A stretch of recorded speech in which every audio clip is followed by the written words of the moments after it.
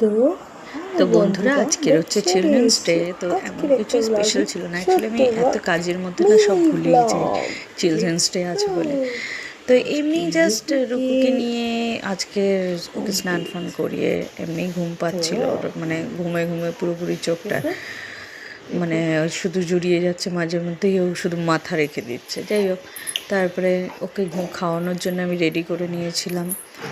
স্নান ফান হয়ে গিয়েছিলো যেহেতু। তো নতুন বাড়িতে শিফট করে তো এখন বলতে গেলে অনেক মাস, মানে বলতে গেলে 6 মাস হয়ে গেল। তবুও আমার অনেক কিছুই এখনও পর্যন্ত বাকি। তো ছোটো বাচ্চা নিয়ে সেগুলো কিছুই হয়ে ওঠে না। তো এখানে আমি ওর জন্য বানিয়ে নিয়েছিলাম একটা সেরেল্যাক টাইপের বাচ্চাদের হোমমেড সেরেল্যাক। তো ওইটাই আমি খাওয়াচ্ছিলাম আজকের। আর ওটা খেতে যাই হোক অতটা বেশি পছন্দ করা বলতে যায় মানে বলা যায় না। ও খায় নর্মালি, মানে নর্মাল একটা ব্যাপার। এই যে মানে খেতে খেতে ওর যে কত ধরনের এক্সপ্রেশন বেরোয় তা আর বলে বোঝাতে পারবো না। তা আস্তে আস্তে দেখতে দেখতে তো আজকে রুকুর হয়েই গেল, তো 9 মাসে পড়বে।